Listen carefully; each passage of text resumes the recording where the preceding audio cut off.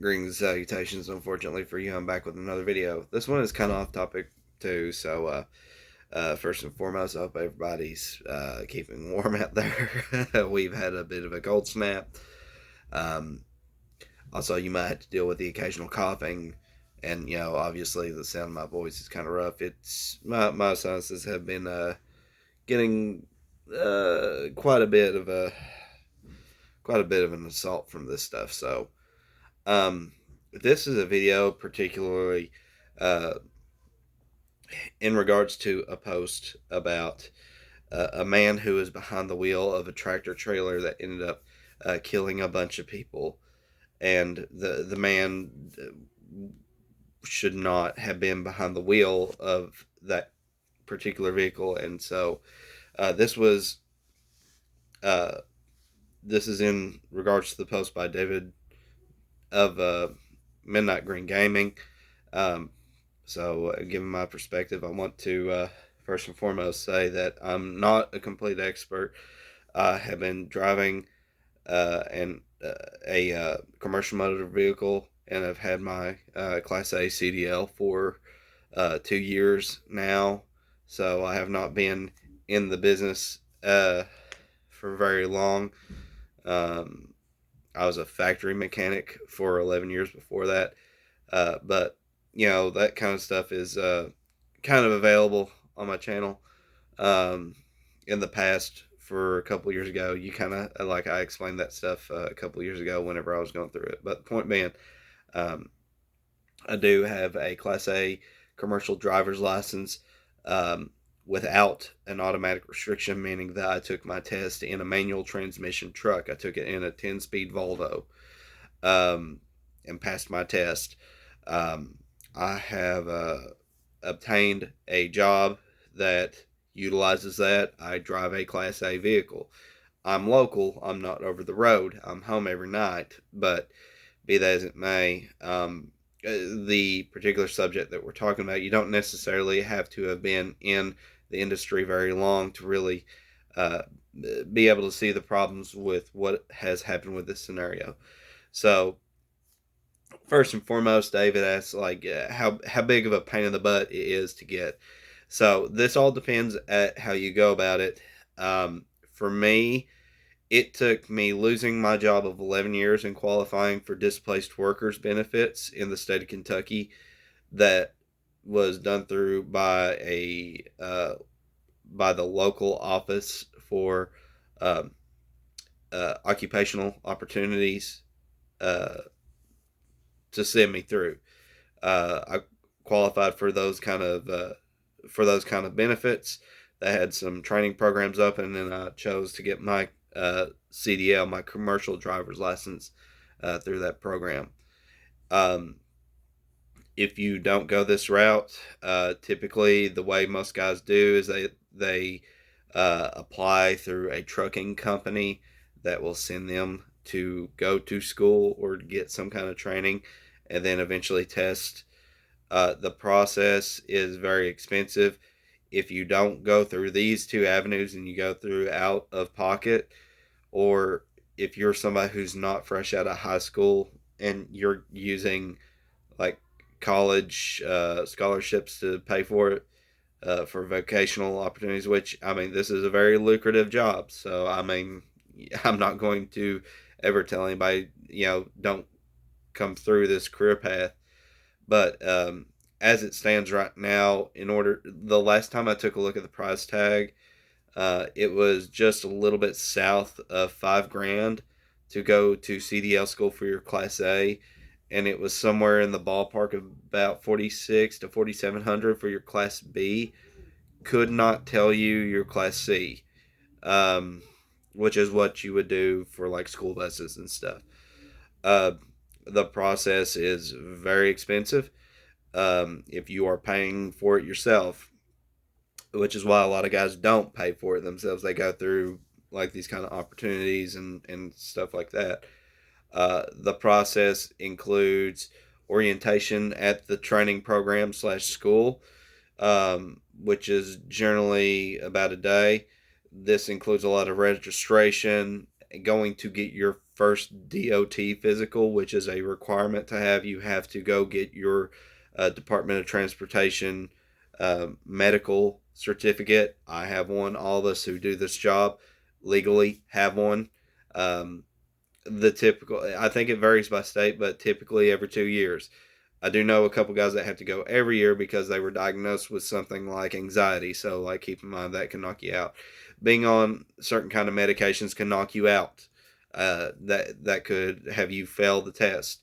And indeed, uh, if you are prescribed certain medications and you have certain kind of physical or mental problems, you are automatically denied. It is a gate to be kept. Um, you can have certain disabilities and still do this, but generally speaking, um, you have to have a like 90% of your motor function in order to do this job, because you are handling a vehicle that has the capacity to kill other people, as the post in that Facebook post plainly shows. uh, when you are doing your orientation, typically they give you the little green book. It's the federal guidelines for the safety regulations for operating a commercial motor vehicle. This includes a whole lot of rules. Uh, I mean, so many to go through. One of the biggest ones, and it's a very hot topic as of late, is the ability to speak English. This is not a racist legislation. It is demanded in the Little Green Book that in the United States of America, you must be able to read, comprehend, speak fluently English. You have to, because this country's predominant language is English, and all of our road signs are in English. Now, a lot of road signs have pictograms on it, but you must still understand what those pictograms mean. And a lot of those pictograms will not make sense to anybody that does not do any kind of CDL training. And because a lot of them have to do with the weight of axles when it comes to determining what your weight will be when you're crossing a bridge. There are a lot of, especially in my area, there are a lot of small bridges that kind of connect the road over a creek or something, and you have to be able to know what your weight is for your vehicle. If you do not speak English and you cannot understand that sign, you're not going to understand what that sign means, and that's a problem. There's also the overhead clearance and the under clearance. There are some signs that I go to that I know for a fact I can't go down a particular road because there's not really a pictogram that it states in English words that there is low clearance for the underside, not the upside, the underside of your vehicle, meaning that you could start to go up the hill, and as you reach the top, because you are driving a combination vehicle, once your tractor goes over, well, because you still have that pivot point on your fifth wheel, that your trailer might not necessarily be clear. Now you're stuck. There are also railroads, and there are railroad signs if you are ever stuck on a railroad. And this is something that every motor vehicle driver, not just commercial, needs to know, that it is a regulation that the railroad has to provide a placard on somewhere near the cross ties or the signal of a railroad track that meets with the road, that if you are stuck, that you need to call a particular number that is on that placard. It's on normally a blue sign, and they are not in Spanish, they are not in German, they are not in Russian, they are not in Arabic, they are in English, because that's a very common occurrence. My dad works for CSX, okay, and my papaw before he retired, he worked for CSX. It's a very common occurrence for a lot of these truck drivers to get stuck on railroad tracks because it's too low clearance. They will not make it. So it's also one of the reasons why you need to know how long it's going to take for you to cross the railroad tracks. How many sets of tracks are there? Uh, there's a rule of thumb that it will typically take you, if you're driving uh, any kind of standard size tractor trailer, that it'll take about somewhere in the ballpark of 10 seconds for your vehicle to completely clear one set of tracks. And each railroad signal will display something to indicate whether it's one set of tracks, two set of tracks, three set of tracks. So if you are going across what most of the time is two sets of tracks, it's going to take you about 20 seconds to get all the way across safely. Uh, because you're not going to be flying over it, and you should be in a lower gear, looking both ways. Put on your four-way flashers. I mean, you are going across something that uh, it's not very often where a tractor trailer is going to be crossing the road and something bigger is going to be coming at it. A train is bigger, okay? So it's a safety thing.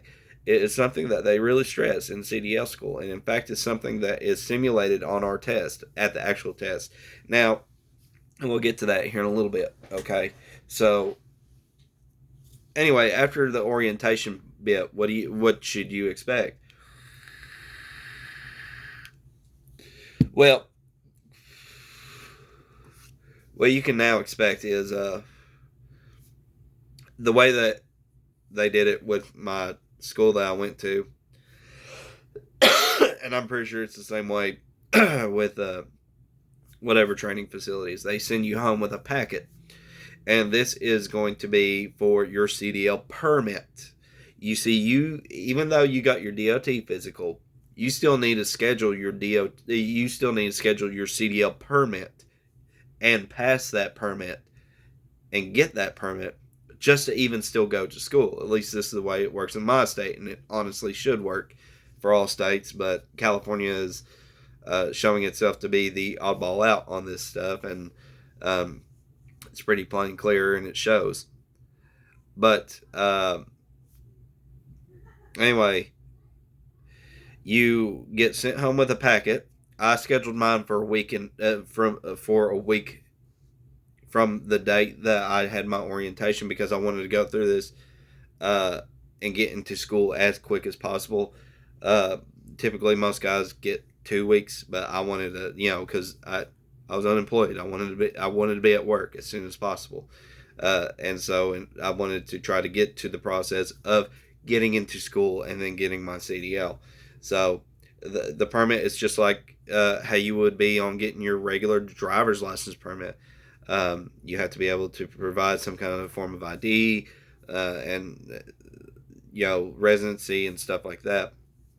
And it's a written test, just like your driver's permit. You are allowed to. There are 3 sections to the permit.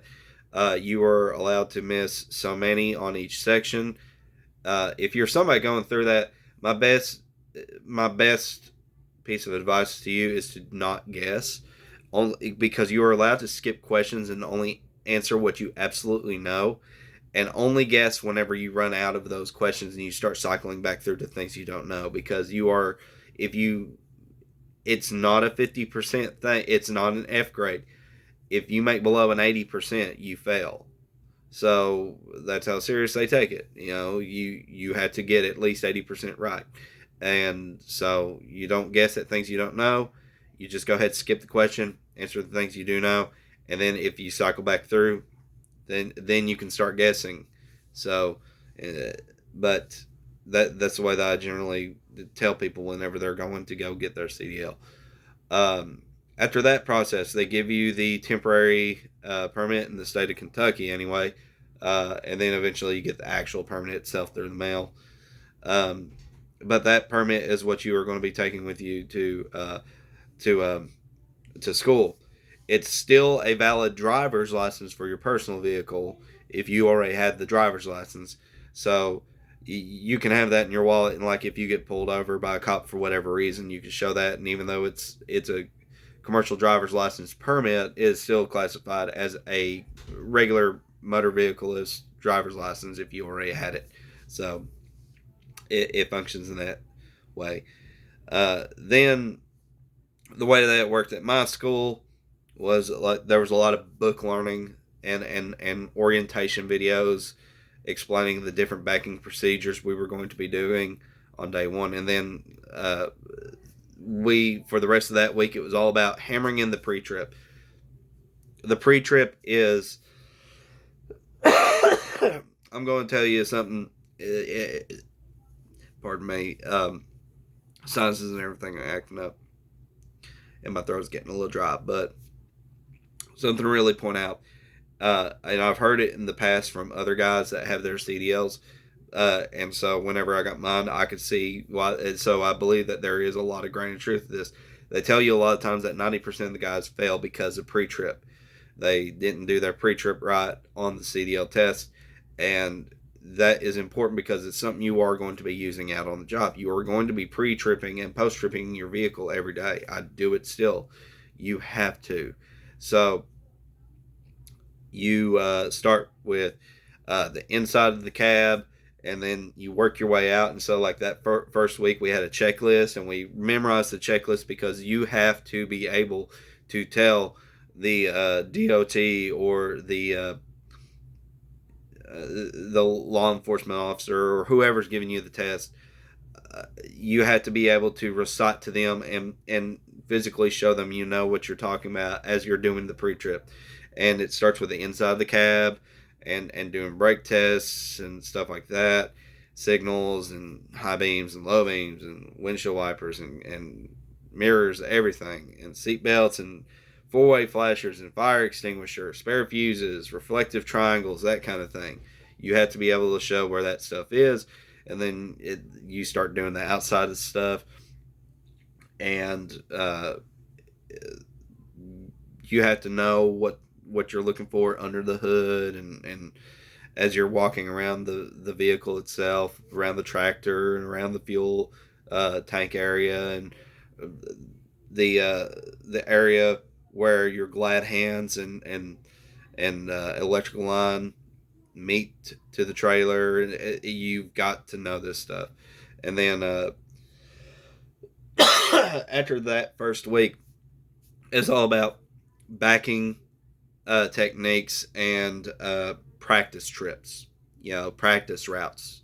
So, they started us out with a very simple, small route on our first hands on day. It was mostly to get us, because at the time, our school did not have an automatic truck.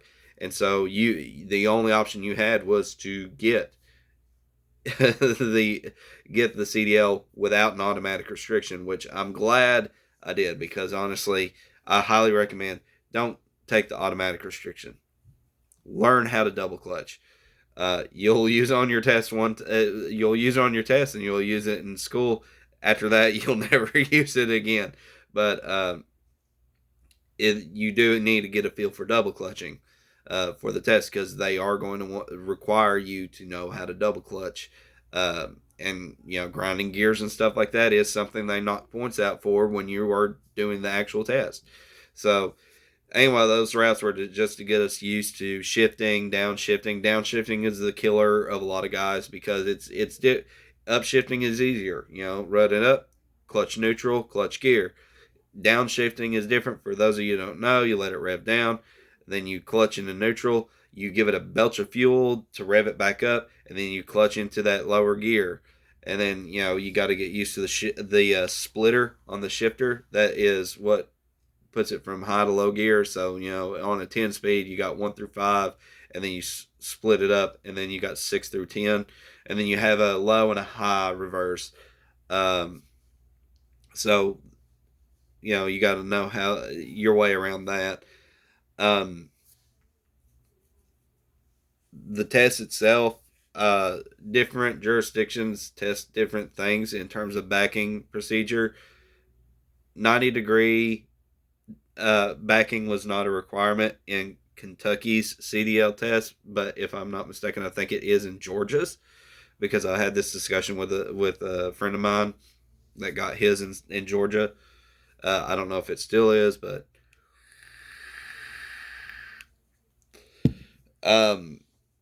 my test is straight backing, then offset. If you don't know what offset is, basically you're backing from the lane that you were in into the lane next to you, like you're backing into a different parking spot. So that's what they refer to as offset, and it's really just to kind of show that you know how your trailer is going to maneuver as you're backing, and then you have parallel parking on the test, and um, it is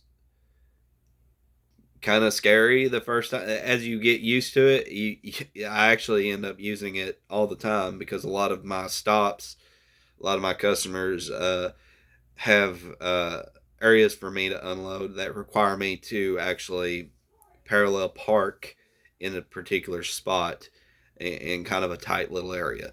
So I use it quite a bit, and I do have a few customers that require me to 90-degree in there. So I mean, it just comes about from the test is really to show that you understand how your trailer, because that's the thing that hangs up a lot of guys, is that they don't necessarily know how their trailer is going to move, and reversing, backing and docking and stuff like that, it's going to, it requires you to know how your trailer is going to maneuver and move.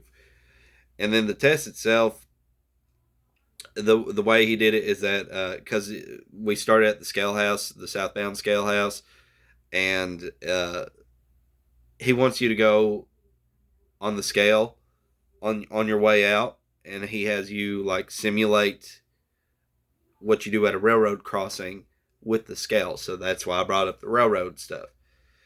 And then you're pretty much, you're going from there. You need to demonstrate that you need to demonstrate that you pay attention, that you give signal, that you use your mirrors, because good night, you will be using your mirrors a lot. Your head is always on a pivot. If you have to think to yourself, when's the last time I looked at my mirrors? It's a good indication that you need to look at your mirrors. So, I mean, that's just a good rule of thumb.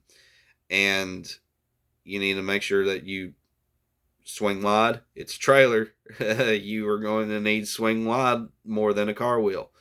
Um, there are places I have to turn where I have to hog both lanes. That's just a simple matter of fact, because I'm not driving a car.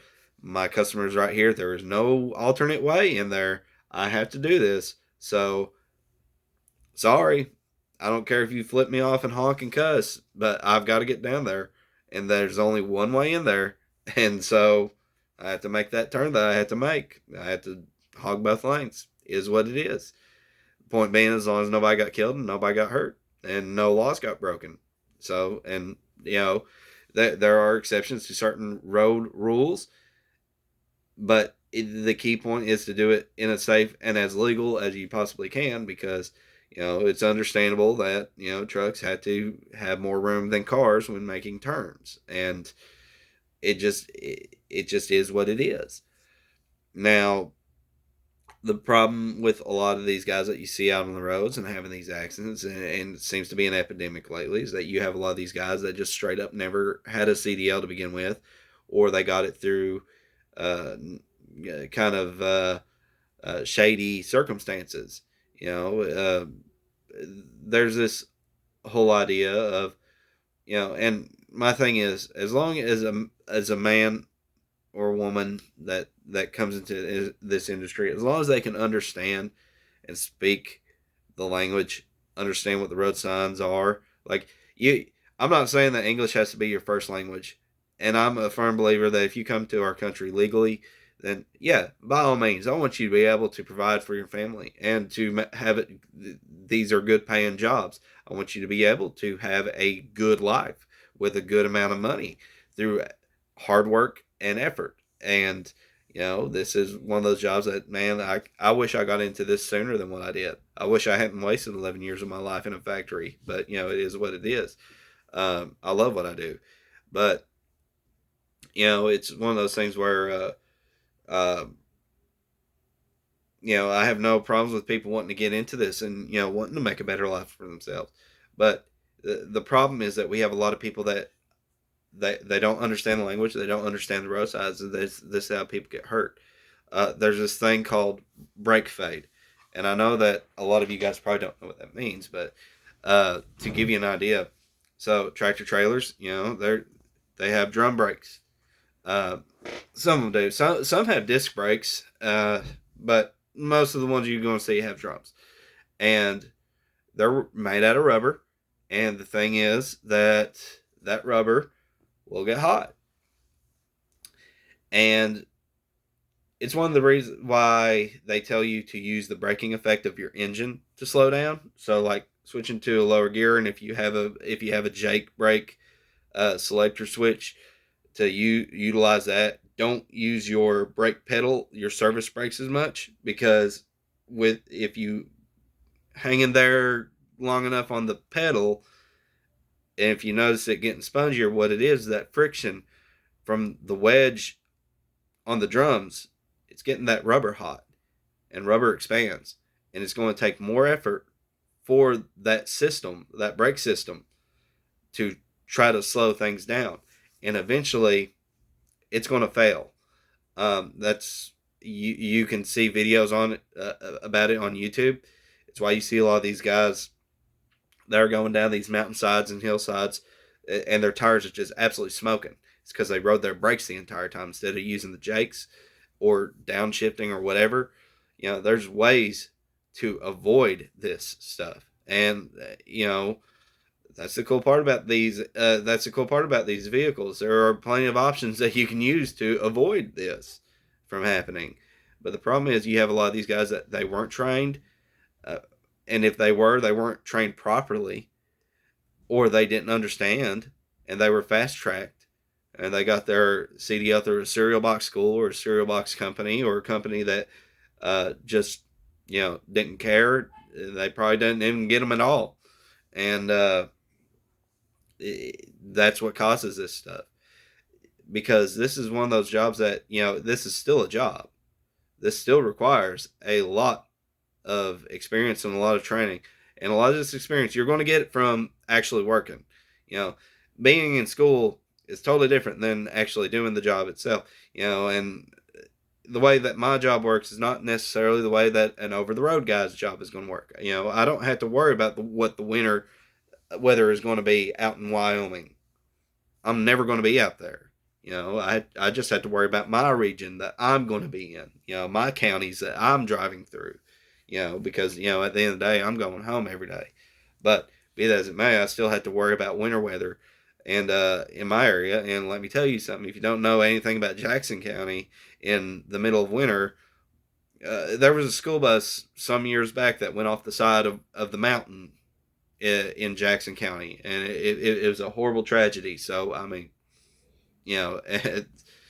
just to give you an idea, and Jackson County has one red light for the entire county. It's on the intersection of 290 and 421. That's the only traffic light in the entire county. Everything else is stop signs.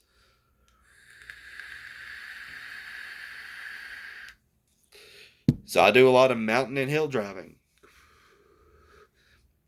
Now, I don't have like these crazy grades that you see a lot of these guys have, but that's not to say I don't have to worry about grades at all. You know, I I've got plenty of practice on hill driving and going downhill, and you want to make it downhill safely. That is the key part of that. That's the key word, safely. You know, there was a guy about a year or two ago. He killed many people going down this hill because he smoked his brakes. And I can't remember if that dude even had a CDL or not. It, but if he did, that was poor training. It's one of the day one stuff they teach you, is to not over rely on your service brakes. Those service brakes are there mostly for like traffic. They're not really there for environmental hazards. You should be able to look down the road and to assess the environmental hazard. You know, you shouldn't be using your service brakes on icy roads. Uh, that just creates more accidents. Have you ever jackknife on a slick road? I have, with a trailer attached. It is a fun ride. I'll tell you that right now. You know what you got to do is just get off that accelerator and just counter steer and keep the whole thing under control. My hind end ate the leather off my seats, and I needed a new pair of britches after that happened. You know, it was the first time that had ever happened to me in a tractor trailer. But you know what? I got through it. You had to really. This is too serious of a job. This is There's just too much at stake for people to be getting out in these things. And the crazy part is that you've got a lot of people that would scream racism, racism, racism, racism, racism, just for saying that somebody needs to understand English to get behind the wheel of one of these things.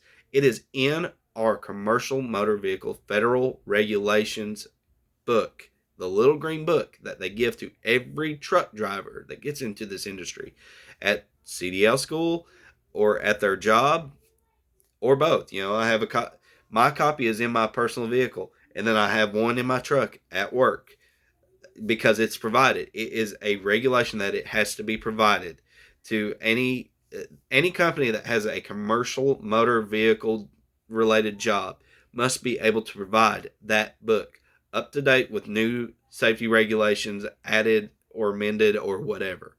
And English being spoken and comprehended fluently has always, always, always, always been a requirement in that book.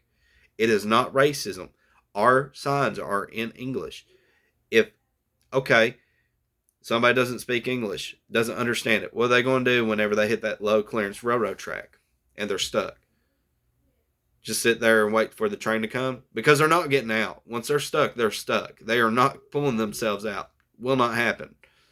Unless a very, very, very uh, favorable condition exists for them to pull themselves out of that. A lot of these guys don't even know what a differential switch is for. They don't know they don't know what the differential is for. And they somehow, they get stuck and then they don't know how to get themselves out because they don't understand what the differential is for. They're stuck behind a dually. I guess they just don't know what it means because they weren't trained. They don't know what any of that stuff means. So they don't know any of what that means on the little blue sign, the little blue placard on the railroad cross tie. Have no clue. No clue what it means.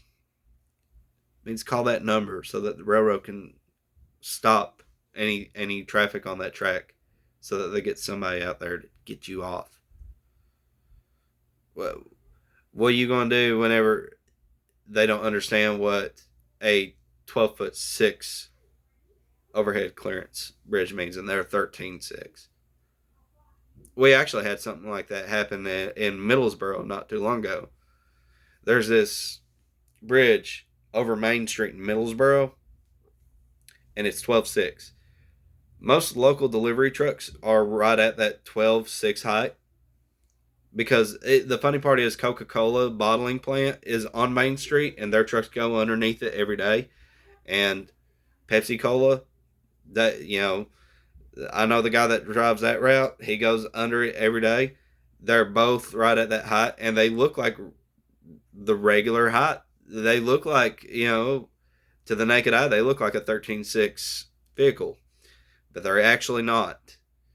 And so you see a lot of these OTR guys because they see Coca-Cola and they see Pepsi Cola going under this bridge. Oh, I'm cool then. Screech. He got stuck. But if the guy didn't even know what the sign meant to begin with, he would have got stuck still. It would just, So, I mean, and I understand that in New York, but they have 12'6", but it's actually 13'6" or whatever, and trucks can fit in those tunnels. Okay, cool, but like New York, everything is topsy turvy and backwards up there, so not really good point. A lot of their guys end up causing a lot of these accidents too, but point being, there's like too much at stake, and as that Facebook post showed, that like this affects people when bad things happen. It affects people's lives.